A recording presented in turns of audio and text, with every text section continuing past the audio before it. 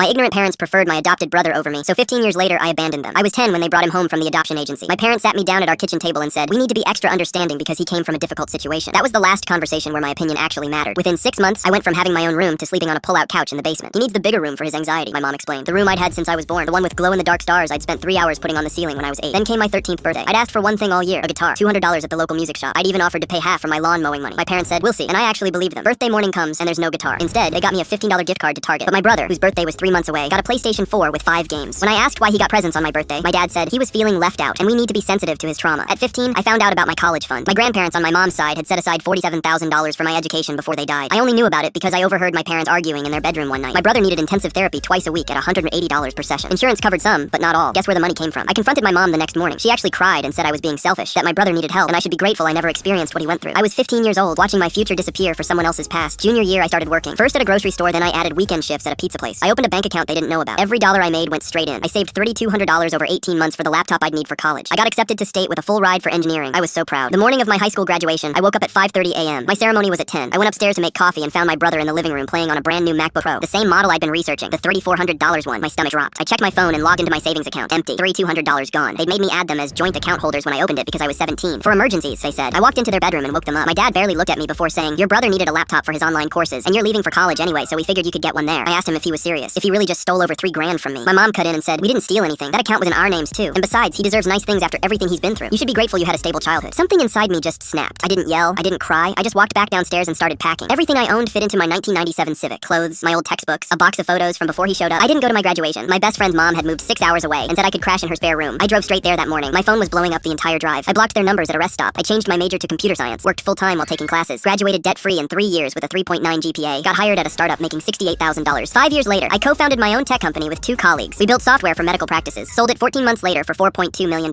Last month, I was in my office when my assistant buzzed. 2 people in the lobby claiming to be my parents and refusing to leave. I pulled up the security camera feed. There they were, both looking older, tired. I went down. My mom started crying the second she saw me. She tried to hug me, but I stepped back. My dad launched into this speech about how they'd made mistakes, but family is family. Then he got to the point. My brother had gotten into legal trouble, fraud and embezzlement at his job. They needed $80,000 for a lawyer, or he was facing prison time. My mom grabbed my arm. "You're our only hope," she said. "You're so successful now, and he's your brother." I looked at my dad, really looked at him. "Remember when I was 17, and you told me I should be grateful I had a stable childhood?" He didn't respond. "I am grateful. I'm grateful I learned at 18 I couldn't count on you. I'm grateful I built everything myself. You stole my college fund. You stole my graduation money. You gave him my childhood, my room, my birthdays, 15 years of choosing him over me." My dad said they were young and didn't know how to handle it, that they'd changed. I called security, told them to escort these people out and that they're banned from the building. Then I looked at my mom one last time. "The son you wanted help from died in that basement when he was 10. You're 15 years too late." Security walked them out. My mom was sobbing. My dad was yelling. I went back upstairs and got back to work.